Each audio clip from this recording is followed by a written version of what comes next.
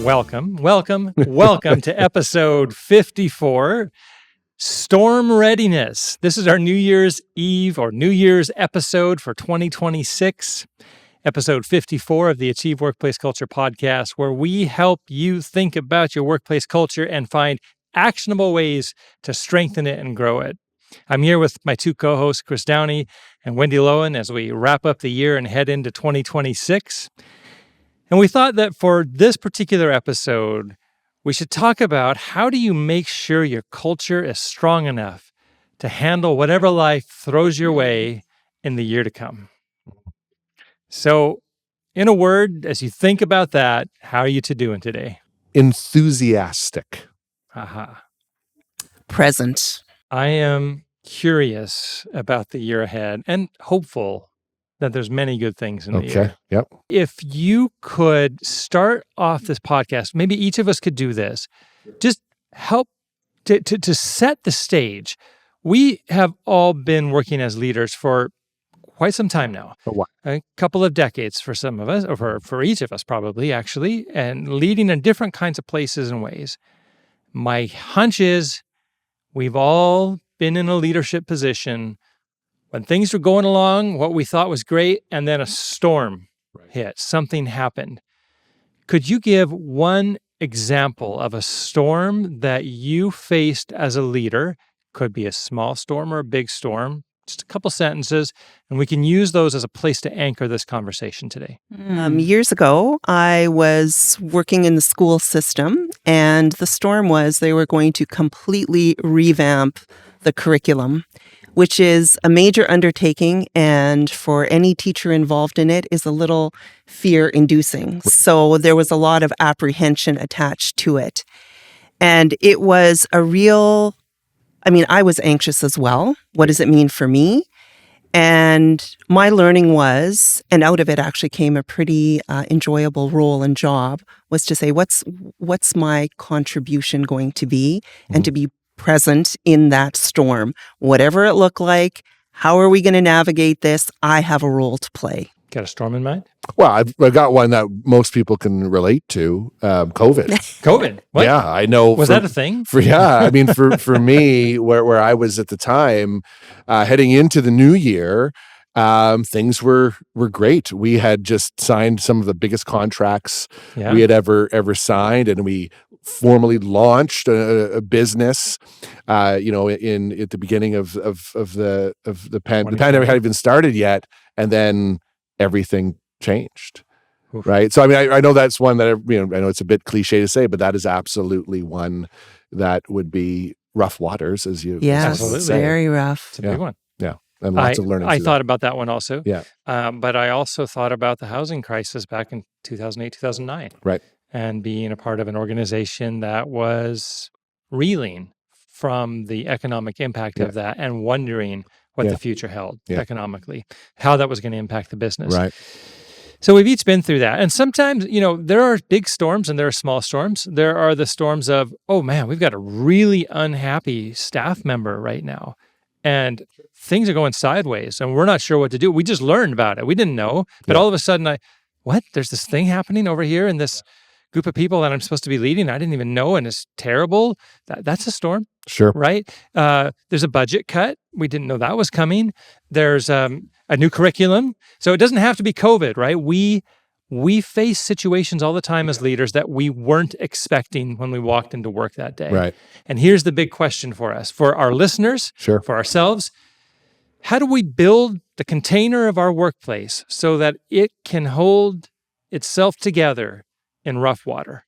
What are the practices that we can do? Because, if you think about the storms that hit, the big storms that hit the Atlantic seaboard, and you see images of people putting plywood up on their windows, they don't live with plywood all year long, but the people that have plywood in their garage are ready, and they can put it up and cover their windows when the storms come. They know there's going to be storms. So what about us as leaders and organizations?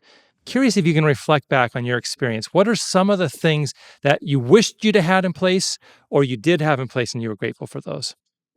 I want to say what you said is important, Eric, this idea of having the plywood and being ready to actually recognize that there is going to be the next storm. So we might not know exactly what that is, but we need to be prepared for that. We need to have contingency plans, small ones, big ones. We need to have redundancy built into our systems. But to know that that storm is coming, I think we don't want to be putting our head in the sand and saying there is no storm around the corner. I agree, sort of. And the reason I say that is, you're right, there is a storm. We can't prepare for everything. No. This is the one thing that I think it's important to, we can come with contingency plans for this scenario, that scenario, but we don't know what that next storm is. So we can't necessarily prepare for the storm, but we can prepare for uncertainty. That's what we know is something's gonna happen that's gonna be uncertain. And I think this is the key, that I think this is where our culture comes into play. That we want to create an environment where we can provide clarity. You guys both have talked about this around what we're there to do, what's most important to us, and then build connection amongst the people that are part of our culture around what's really important, who we are, and how we want to operate. Yes. The reason this becomes so important is when that is alive and well, and then a variable comes in that we weren't expecting, a storm hits, then our default becomes those things. And that's how that's the strong container that you're talking about, that we can navigate through, versus it busting apart, which can happen in organizations when those variables are there. And I think what happens is when we try to, there's big business continuity, in large corporations, and what about this and what about that, which is all true. But if you don't have a healthy culture, the best laid plans are just going to like you could have the plywood. Yes. But if you don't have people willing to pitch in to put that plywood up, forget it. It's not going to happen. If you have terrible relationships with all your neighbors, nobody's going to come to your aid. Good luck, right? Yeah. So what you're talking about is culture. Yes. You're talking about the things that bind us together and make us strong. And one of the things that I think about is strength with flexibility, because an organization, the way I've seen organizations adapt or not adapt have been really instructive. The organizations that weathered, say, the COVID-19 pandemic were the ones that asked, how can we continue to do business, to work towards our mission or our vision, despite the challenges? So, and not getting too hung up on doing it like we've always done it before. It was the organizations that said, well, my role is to provide food. I'm a restaurant, and I can't provide food this way anymore in person. But what can I do? I can start a delivery service. I can feed people at the food bank. That's what I do. And so I work with my staff, and if my staff have that strength of relationship and are attached to that vision and mission, they're going to follow. Yeah. So the culture is literally, that is the plywood. That is the plan.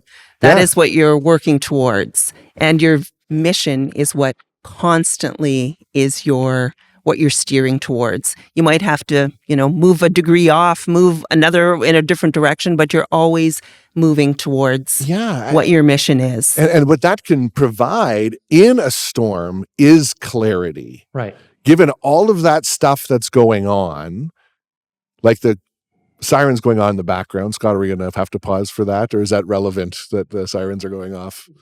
We could keep that in if we want to.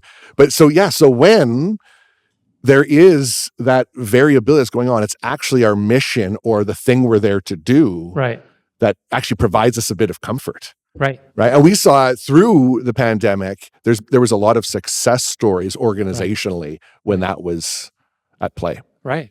Absolutely it was.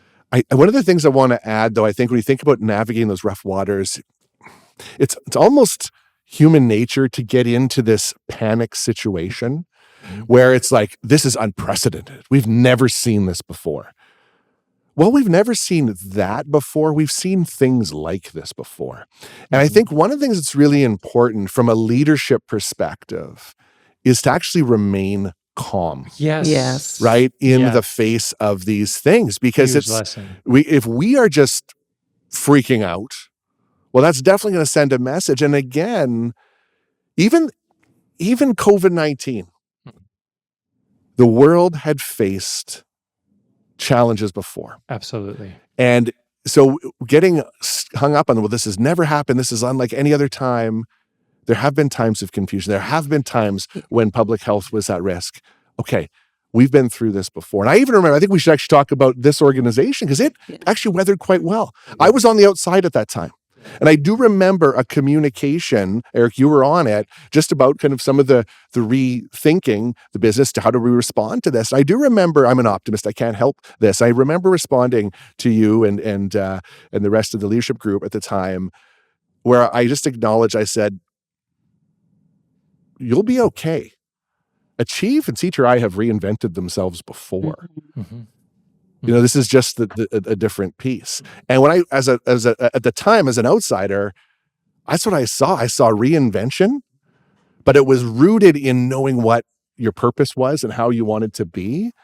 And I think you could actually step in here. I think the organization did quite well actually through that, even though it was very uncertain. So tell me what happened that contributed to that. Absolutely. It was nerve-wracking for leaders here when the pandemic hit, but we very intentionally said, we sat down and we assessed, who are we? What do we want to be doing? What do we care about? Where are we going? What globally, despite the pandemic, what do we want to be as an organization? What service are we providing? And how can we do that? And what are our resources? So we asked all those questions. And then we sat down with staff and we shared everything. We said, this is how much money we have in the bank. This is what we do. What are your ideas? How can we get through this together? And it was incredible how we all started rowing in the same direction. And we were doing pretty good rowing in the same direction before, but that sharing of information, we're in this together, here's what we have, here's where we want to go. The mission hasn't changed. Yeah. Our values have not changed. Right. And that can steer us in terms of how we act right now. Yeah, I love the story. Go ahead, Wendy. Eric, I remember that time, and I also remember thinking this is going to take a lot of energy. And you, Chris, you said about when leaders are freaking out, it's like that is just wasted energy. It's like we have work to do, we have things to focus on, and if we are becoming consumed and spending our energy in ways that are not helpful, we are porous people. That energy is felt by other people, and they start to become stressed and anxious. And then we've created a lack of ability to navigate well. So staying calm, staying present in it, focusing our energy on the things we do have impact on is important. Well, I think so. I think so. The words I wrote down here because I was listening to you speak, and you just validated this, Wendy. The first was they were incredibly clear. Mm-hmm. Now, the interesting thing is, I was on the outside, but kind of on the inside at the time. This wasn't new to you what your mission was. It wasn't new to you what your values were. Those were well known. Those were already cemented into the organization. 100%. So the cool thing about that is you leaned on those in that difficult time. Was it perfect? Probably not. But it was because you knew who you were and how you wanted to be that you're able to navigate through those things. But it was that healthy culture that was at play that helped. So, and it was, let's be clear, because that's what humans need. In the face of chaos, we need clarity. What's the path out, the path to victory? What's the path to whatever? And through your open and transparent and said, what are your ideas? That built connection. Sure did. And it's those two things that helped give. And because I'm guessing people were dealing with stresses outside of the workplace as well. Work was probably one of the only things at that time for yourselves and for staff that actually had some clarity and actually even felt a little safe once things got rolling, even despite what was going on. So I think the best thing you can do to help navigate those rough waters that are going to come is make sure we are as healthy as possible. And unfortunately, people wait until there's rough waters to pay attention to their health. Pay attention to your health now so you're ready when the inevitable does hit. Exactly. Yeah, it's one of those things that is important but doesn't always feel urgent, and yet it really is urgent. Right. It's always pressing. Culture should always be a focus. Yeah. When you don't have a healthy, strong workplace culture, and then you hit rough water, you're going to struggle. Yeah. So if you're a leader listening to this and you're thinking about the year ahead, We really want to encourage you to think about and be clear about your values, to be clear about your mission as an organization, and to build strong, healthy relationships in your organization, because it's those things that are going to hold you together when you face those inevitable storms that are going to come during 2026. Let's hope that there aren't too many storms. Storms can make us actually stronger, but let's also hope for the good times that are to come as well, because our strong, healthy workplace cultures are going to make the good times that much better. And with that, we want to wish you a happy new year and all the best in 2026.